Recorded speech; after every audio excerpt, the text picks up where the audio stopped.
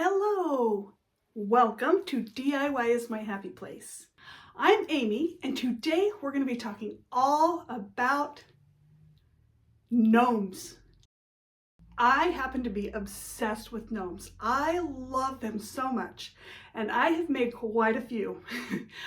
I started off making Christmas gnomes, and I made them for all my friends and family. And then I made Valentine gnomes, and I learned some new techniques.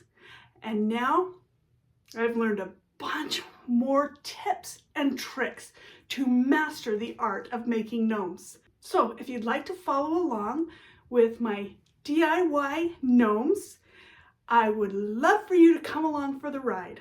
But first, please subscribe to my channel. Hit a like, share it out where you can, and don't forget to ring that bell to all so that you will be notified when I have new content. So now, let's have some fun. I absolutely love holiday decorating. And St. Patrick's Day happens to be one of my favorite. I have a son who was born on St. Patrick's Day, so I do go all out. So today, what I want to be talking about is the different techniques that there are for making different types of gnomes.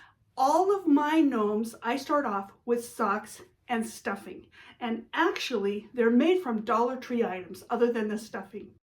And I really wanted to be able to create shoes and different styles of legs, all using Dollar Tree items. And so I worked on it till I came up with a technique that will, in fact, create all of these.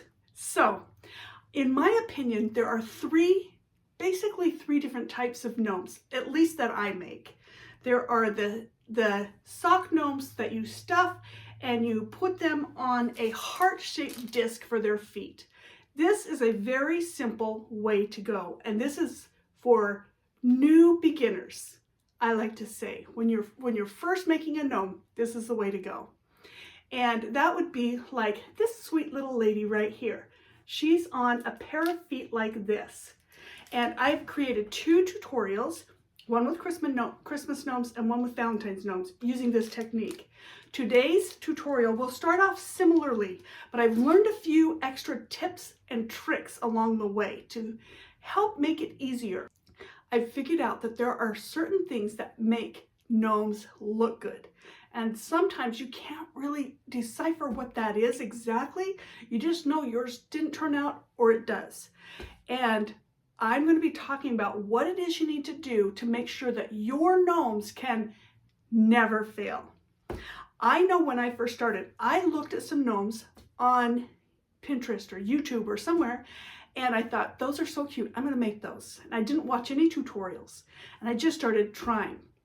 And it was an epic fail, and I consider myself a pretty good crafter, but they're harder than they look, at least until you know some techniques. Once you get the techniques down, then you can create all kinds of masterpieces, and you can make them so they are exactly unique to your style and the type of person you plan to give them to, for yourself or for someone else. There's three techniques. There's the sock gnome, where she's standing on her own hearts. Then there's the sitting gnome, which has legs and shoes. And there's this one, and then my favorite happens to be this sweet lady. She's celebrating. And today I'm going to give you all the ways that you can make these cute little shoes out of Dollar Tree supplies. And I have a free pattern that's printable, and it is so worth it because shoes and feet can really run you up. If you start trying to buy the shoes, that it starts making these gnomes so expensive. And then the third type of gnome is ones with legs that are standing and actually standing on their own. And there is a technique for that. That is going to be in the future. I just barely mastered it, and I haven't made a video of that one yet. So make sure that you keep coming back so you can see when that video is up. But right now, we are going to have some fun making our little cute sitting gnome. So let's get started.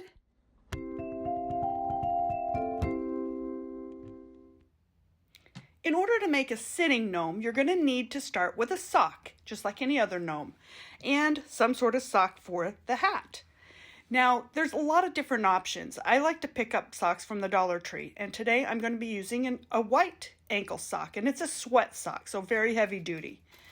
I found these little flower wooden discs in the craft section, and it works perfectly to go in the very bottom of the sock in order to give it a flat surface, because this is going to be a sitting gnome and it needs a flat surface, otherwise it'll just keep on tipping and tipping, and that is the worst. Okay, now we're going to use something to fill it, and there's a lot of different things you can use. I tend to use rice because I buy it in bulk, and that's about the cheapest, easiest way to fill a gnome. I will also use some batting, but I like to use as little as possible so that I can save money. So the one thing that I learned from one of my subscribers was if you put a bay leaf in with your rice, it helps to keep the critters away. So, all right, I'll give it a try. Now, I use an old pillow to get my batting because it's cheaper than buying a roll of batting. And I just replenish pillows and use the old ones. And I've made over 50 gnomes, and I think I'm on my third pillow. So it really can go far if you do it this way, if you do rice first and then the batting. Now, the reason why you need both batting and rice, the rice helps to weigh it down, and the batting helps it so that you can form it better. The rice just kind of always sits in one particular area, where batting you can manipulate a little. So that's why I use both. Okay, now I tie it off with a pipe cleaner. The majority of the time I will be using pipe cleaners so that rubber bands, they will tend to pop later, or if they get hot glue on them, they pop right then.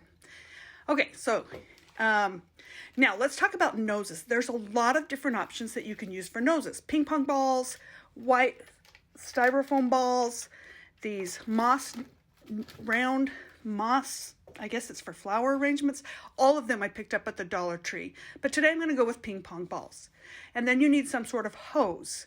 You can use knee highs or pantyhose. I found the queen size pantyhose gets you the most bang for the buck. So that's what I am using now. And if there's no writing on the ping pong ball, you only need one layer of pantyhose.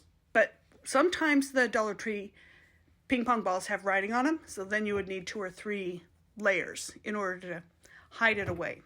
And so I do cut it off with a little bit of a stem so it has somewhere to adhere. Now, where you place the gnome is one of the most important parts of the gnome, and you have to realize that the nose on the gnome is what gives gnomes their personality. So if the nose isn't correct, you will not like your gnome. So you definitely want to have the nose above what would be the belly button, but not too high up. And in this case, I'm going to be putting a hat on. That's why the nose went up that high. Okay, now we're going to do arms and legs. I found these fantastic curlers at the Dollar Tree, and they have wires in the center. So I put those in the middle of some felt, and then I can have bendable arms and bendable legs. Now, you do not want to put hot glue on these.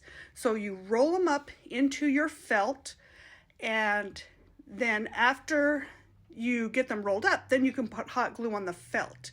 You just don't want it to touch the styrofoam, or it just starts to melt away, and that's never a happy thing.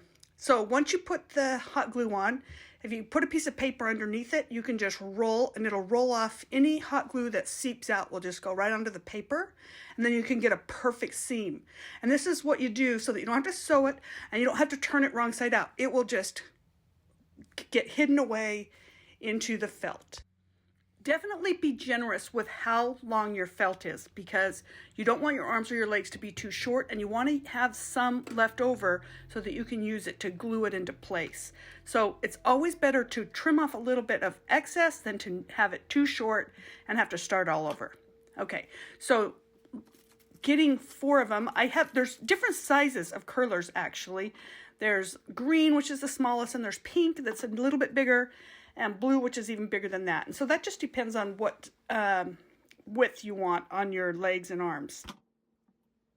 I'm using the green for the arms and pink for the legs, but it really doesn't matter. I mean, even having the really skinny ones on the legs, it's fine. It's a gnome. That's what they look like, skinny legs. So on the legs, I am putting it a little farther down, but the fact is it's not actually glued in there, so you can slide it around and manipulate it once you are putting it into place. So doing the same technique, rolling it on and putting it on with the paper. Now let's talk about hair or beards. I love using different types of mops, and I've done quite a few with the white mops, but I'm loving the gray and white mops. These are kind of a new thing at Dollar Tree, and they make great braids. Now I just trim them off and decide whether I'm going to use the long or the short version, depending on how tall my gnome is. If I'm doing a standing gnome, I'll use the full length of the mop. But in this case, it's a sitting gnome, so I only need half as much. So I use the green wire in the garden department to do a lot of application processes here. And when you cut that off, in order to secure the center of your braids, make sure that you leave the tails pretty long, because we're going to need those when we attach it to the gnome. So keep those long, then tape it down and you can braid away. Now, my suggestion when you braid, don't braid the too tightly. Keep it very loose, and then you get that thick, nice looking braid. And once you get down to the bottom, you can use an elastic to tie it off. And I usually give some sort of embellishment or ribbon, but it depends on what style I'm going with, so I don't do it at this point. It just depends on if it looks overkill or not, because I really love putting on bling here and there, but sometimes I can overdo it. So I'll explain that when we get further along in the process. Okay, I do make my braids in advance just so I can get them done faster. So I have a whole slew of braids here. So I'll just grab one of these, since now you see how to make them. Throw the others to the side for my next gnome. Okay, now let's move on. Let's talk about the arms. This is a place where sometimes my gnomes have turned out as an epic fail because I did the wrong length of arms. Either they were too long, or they were too short, or they didn't bend in the right place. Oh, it can just be trouble. But if you make sure that you start off with arms that are super long, then you can always trim them down. If you start off with them too short, that just won't work. And the other thing is, using those curlers makes it so great, because you can just bend them and have them like doing whatever you want, holding a sign, holding a heart or a shamrock or whatever. It's just saves so much time. So what you're going to do is you're going to trim off the very end just to make sure it's a clean cut, and then start trimming off the ends of the gloves. Now, don't trim off the thumb, because you're going to need the thumb. And I save these up because you only need two. And so sometimes I'm making gnomes that have socks for the hat rather than gloves. And I save those up and I use those little tips on the ones with sock hats. But if you don't have enough, if you don't have these tips, if you're just using socks and socks, then you can use those little round balls that they have at the Dollar Tree, and they're a decoration that goes in glass jars, and they have different colors according to the holiday, and they're kind of glittery. Anyway, those work perfectly. You can do gold or silver, red, green, whatever. You have every option under the sun. Now, I have these little things to put on the ends of your fingers. I had a subscriber tell me, because she saw me get burned once when I was hot gluing, and she said, you know, they have those little tip things that will keep you from burning your fingers. And I had seen those in Dollar Tree, and I never really knew what they were for. I thought they were for knitting, or, you know, I didn't know. And so I'm just so happy that I have a subscriber friend who taught me something new. I just love it. And I love to learn new things. So yeah, that is very helpful to keep me from burning my fingers when I'm putting my mittens on the ends of my arms. So basically, all that you do is you just put glue right in the very center of the mitten, and then put that on the end of your felt. and just kind of twist it around till it looks like it's in a good shape, and then set that aside. The one thing I really like to do is always have the next thing going while your glue is drying, because if you move along with the arms when they're still trying to dry, then that's when disaster can happen. I do love putting on a bracelet. That's kind of something I'm known for. I don't go anywhere without a bracelet on, so I just don't see why my gnome would want to.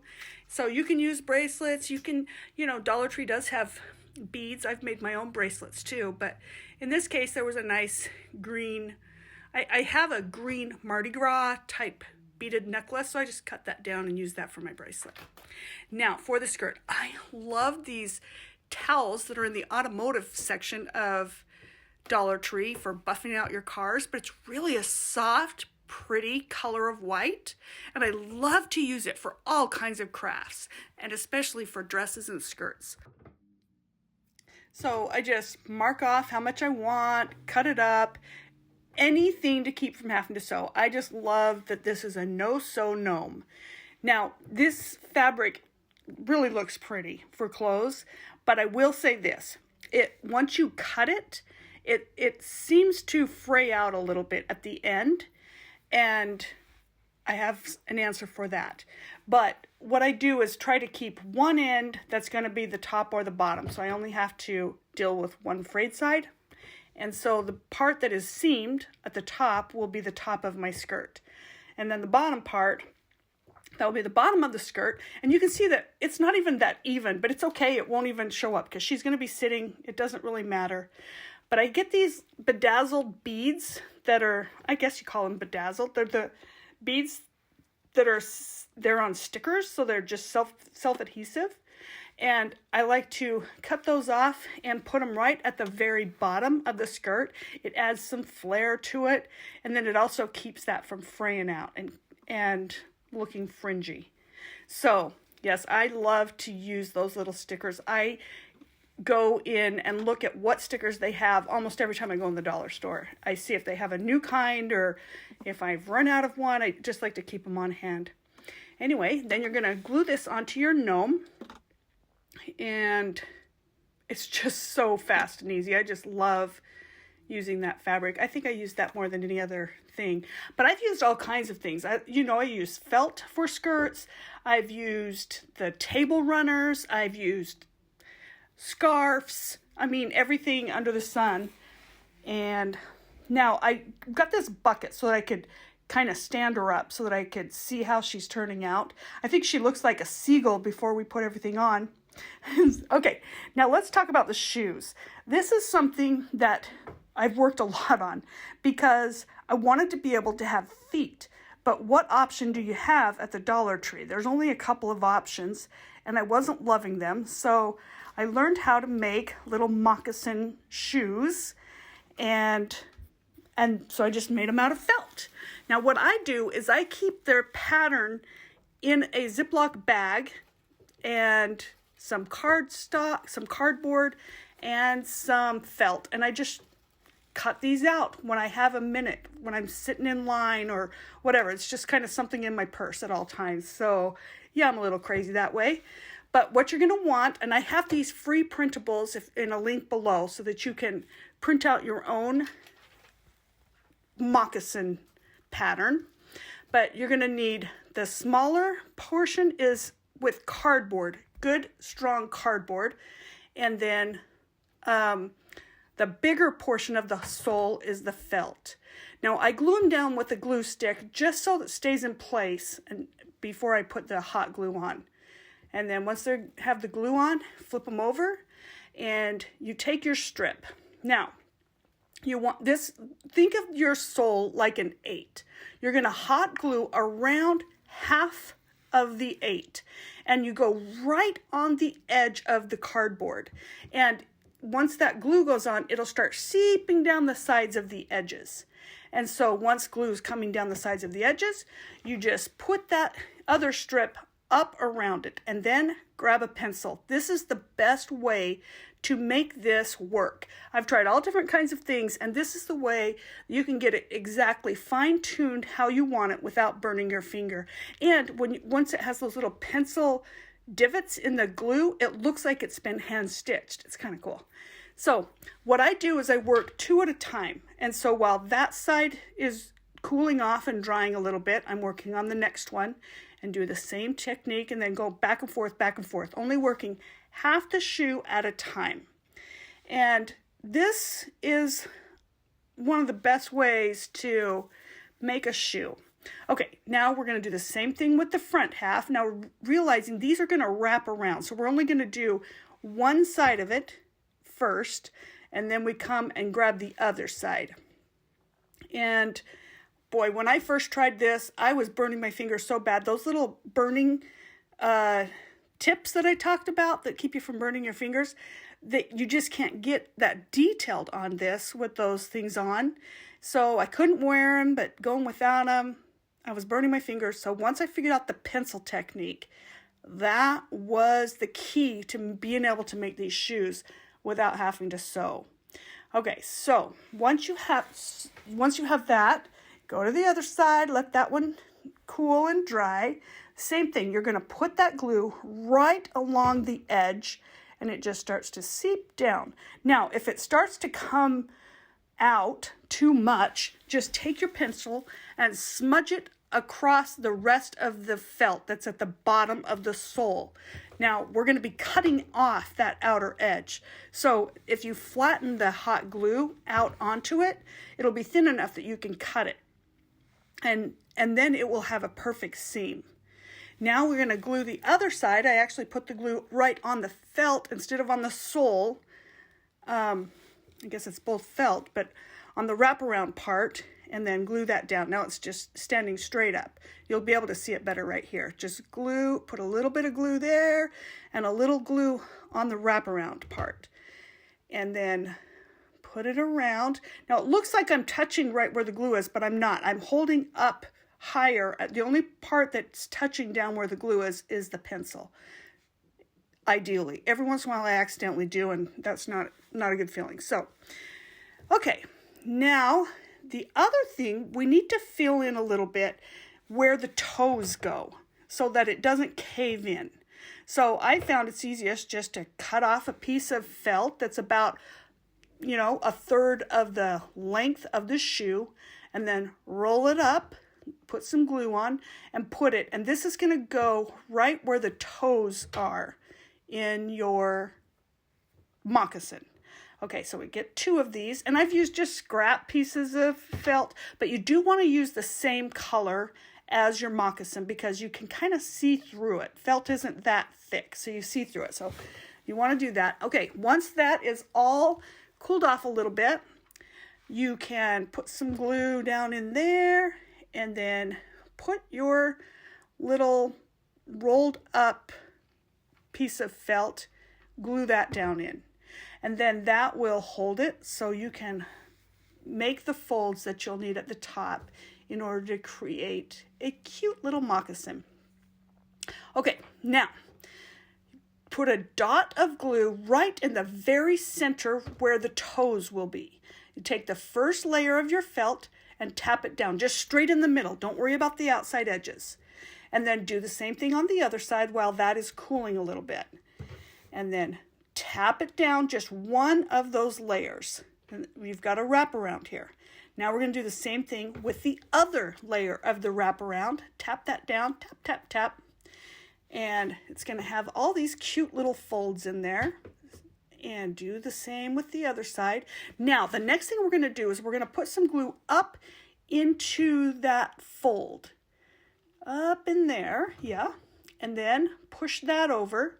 And now you see what we're doing here? We're creating a little, it's just a fold, fold, fold. Okay, do the same thing with the other one. And again, I'm using the pencil so I never get contact with that glue. And then do the other side. So it's going to just be the center and then both sides. You do want to put glue in the middle and then on the outside, wherever it needs, so that you can get 3 nice folds down the center of your moccasin. And sometimes I use the top of the pencil, and sometimes I'll turn it around and use the eraser if I need it to be you know, have a more flattened part. So it is so fun. I like to make shoes. Like I said, I make the shoes and I make braids in advance. So you do all the little cutting out, and then I'll just sit and do a bunch of shoes in a row so that I have them ready when I'm making gnomes, because this part takes a little bit of time, but if you have them already done, it goes really fast. Now we're going to make the laces. I like to use pipe cleaners, and you can use the color that your moccasin is, or you could do a different color.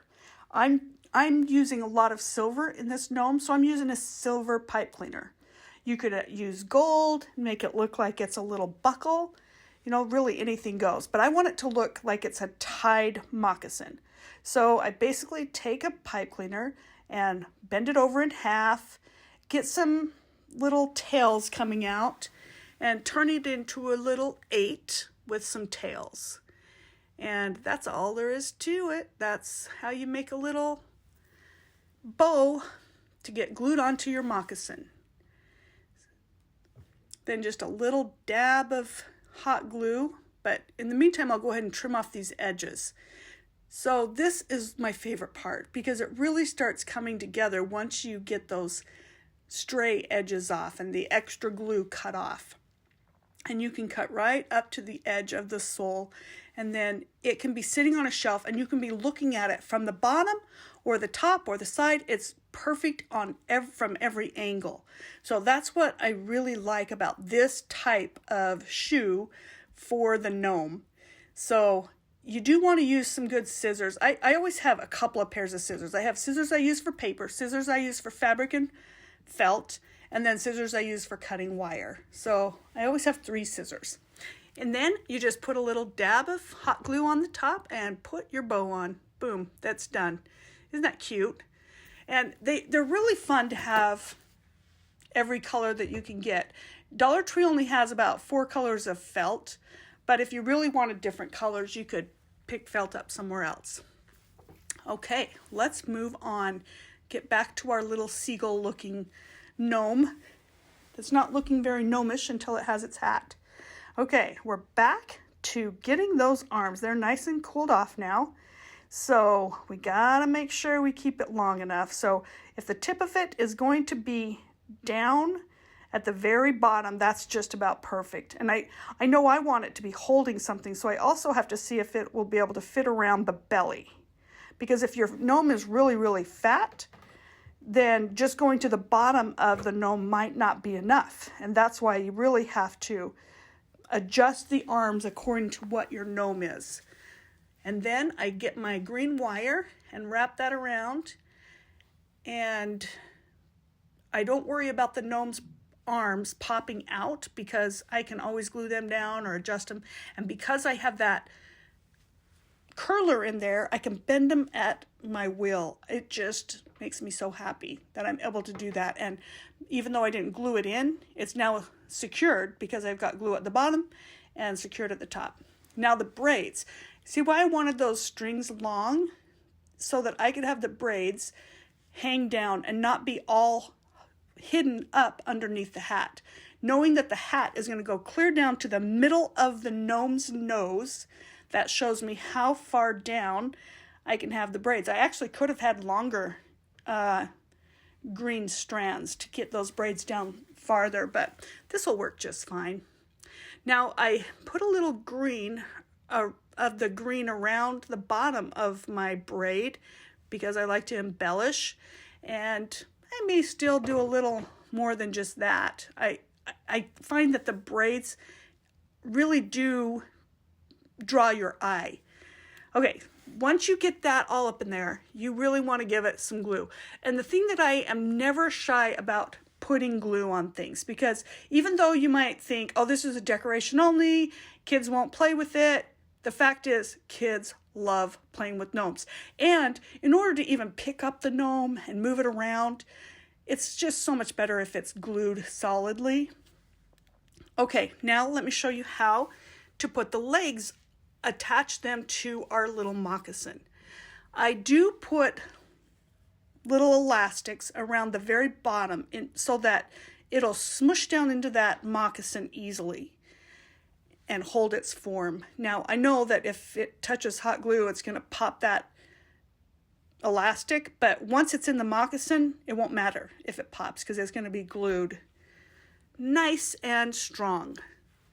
So go ahead and put glue down in the heel of your moccasin and be generous with it. Put a lot of glue. You've got cardboard below it, so it's not going anywhere, and that way that shoe doesn't pop off. I'm just going to lean it up against my gnome to let it dry. You want to have it in the shape of what you're going to be doing with it until it dries. And the gnome makes the perfect little backdrop to hold it into place. So, and then you can even seal up the rest of the moccasin, so there's just not any space showing throughout that whole entire, from the leg to the moccasin. Now, I've done this where I've left it bare and let it be the color of the curler, if it's a good enough color to go with what I'm doing. Okay, let's get working on our hat. I will put some stuffing into the thumb. You can use a paper towel, or you can use some of your, stuffing that you already have, and wrap it with elastic. Once you put the elastic around, it just kind of hides away. I thought at first that I needed to tie it with ribbon or something in order to hide the elastic, but because these gloves and the socks and everything are so cushy and soft, they really absorb the elastic. So we'll get back to more about that in a minute, but right now I just need to fine-tune this before I put the hat on. Now, I used to put the stuffing in the hat before I put it on, but then I found that it might be overstuffed. I couldn't get it to go correctly. And the one thing that I've learned, and this is a big tip for you, the most important part of your gnome is the nose. That's what deciphers any type of craft that makes it a gnome compared to anything else. So you want your nose to be perfect, and everything else you can adjust if the nose is right. Now you want your hat to come down about halfway across your nose or a little bit higher. And I found that in order to glue it down so that it isn't moving anywhere, it's best if you tip your gnome upside down, drip glue down in there, and then put 2 pairs of scissors or pencils or something to hold it in place. You want the sock to go around the gnome. And do that, hold it there for at least a minute. It feels like forever. And it won't be completely dry even by then, but as soon as it's cooled down some to the touch, then you can put elastic around it to hold it in place until it's rock solid. It really takes 5 minutes when you have that much glue up in there before it's completely dry, and I don't want to sit there and hold it for 5 minutes, but you do need to hold it for at least 1 minute, and that's the most important part. Everything else you can, put it on, put glue on, and then wait for it to dry, but you kind of have to hold that, because if you don't, you won't get the exact crease around the nose that you're going for, and so it's worth it.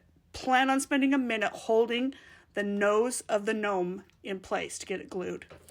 Now we're going to do some fun things. I just love having little fun things for the end of the braid. If the color of the dress isn't too overwhelming, then I might jazz up the braids.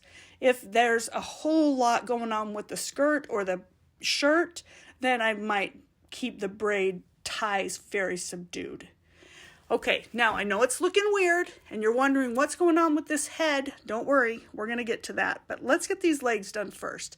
Now they are super long, and I wanted them super long because I'm going to glue the bottom of the gnome and then just set those legs underneath onto something. This can works perfect, and let that dry when I have it the length I want. It's kind of poking out the back end. She's got a bit of a tail right now, which is perfect. That means I had plenty to work with. And look at the arms when she's sitting down. They are the right length too. So, yay. Okay, now let's do our little sign. I love these little chalkboard signs. They actually have chalk markers too, but those really don't work on these little tiny chalkboards. So I like to print my own sayings and then glue them on. But I know that the chalkboard has a little hole so that you can hang it or something. Anyway, I like to cover that hole. So I just black out a little corner of piece of paper and then glue it on with a glue, and then the hole disappears. And then I glue on my quote. And I do have some free quotes for you if you want to, in the link below, and you can go print them out and print your own. My toner was running out, so they printed out more gray than black, but that still works. It's fine. So just trim that down, put the little saying on there and glue it in. And then, especially because mine was pretty gray, I'm actually going to put some white beads around, and these are self-adhesive beads around the quote, just so it doesn't look like, hey, there's a quote that was printed off with toner that wasn't that great. It's just a way to adjust, and you always look good with a little extra something. Now to hang it, I love using the balloon sticks. I used popsicle sticks before, but I just really couldn't get it to be in the position I wanted. So those balloon bouquet sticks are perfect. They come 8 in a package, so, and they're very long, so I can use, I can make 16 gnomes with it. That's wonderful. Okay, now we're going to start gluing down those fingers that have been looking so funny on the top of our gnome. And you notice I still haven't done my stuffing. And this is the part that I've learned really is the best bet, especially when you're using gloves that are really kind of tiny. The big squishy socks that I use, you have plenty of room to work with, so you don't necessarily have to do it this way. You can put the stuffing in right when you put it on. But with those little gloves, it's just easier. I've glued around the nose and I've glued around the back. So the sides just above the arms are open. So I just take some of the stuffing and I take a pencil and I just push it up in there. And then with my pencil, I can maneuver the batting to go anywhere I want up in my gnome. And I can get the head effect that I really wanted. I found that a lot of times the head up underneath the hat is not big enough. It looks too pointed or it looks too flimsy. And this is the way to fix that. Now, I know some gnomes are pointed, and if you're going for a pointed gnome, that's a different story. But if you're going for the squared head, but it's just not enough, because you realize where the nose is halfway through your head. So you really need some height up above it. And this is one of those things that is the part where your gnome is a fail and you don't really know why. You think, what did I do wrong? I did everything they did, but it's because you didn't put enough stuffing above the nose. So there's my tip for the day. Just shove that all up in there with the pencil. And then, oh, this is my favorite part, using those self-adhesive stickers. Oh, I love adding a little extra trim around the hat. It just makes it so much prettier. And I tend to do 9 out of 10 gnomes that I make are girl gnomes. So adding some bling just seems to be the thing. I used to make quite a few boy gnomes, but I realized most of the people that I'm giving them to, it's my daughter-in-laws, it's my friends, it's my neighbors, like girl neighbors, so they do appreciate it. I do have some friends that like some guys that like gnomes too, and I've made some special ones. One of my really good friends I made one for him and his significant other, and I tried to make them so they looked, well, they don't really look like them, but I tried to make them so they were creative like what they would like. So yeah, I'm not saying they all have to be girls, but that does tend to be what I do most. Now I usually try to put something maybe in their hands or hanging up in the bouquet and for the holiday that I'm using. So I'm going to put a little shamrock in between her mittens, and they glue on real easy because they're so lightweight. And then you can put your sign up to the side and glue it at the arm. And again, oh, I'm so glad that the arms can be molded and bent according how I want them to. So those curlers. And then the other thing is you can find necklaces for each holiday. They generally have them. And I get one necklace and then I just trim off pieces from that necklace, and I can put little shamrocks for little parts at the top of the hat. And I really had to buy one necklace, and I've made, 10 of them already, and I could do another 10. So she's coming together. There she goes. I'd love to name them too, but I don't have a name for her yet. If you have any suggestions, put them down in the comments below, and don't forget to follow me and like and share this out where you can, and I will see you again soon.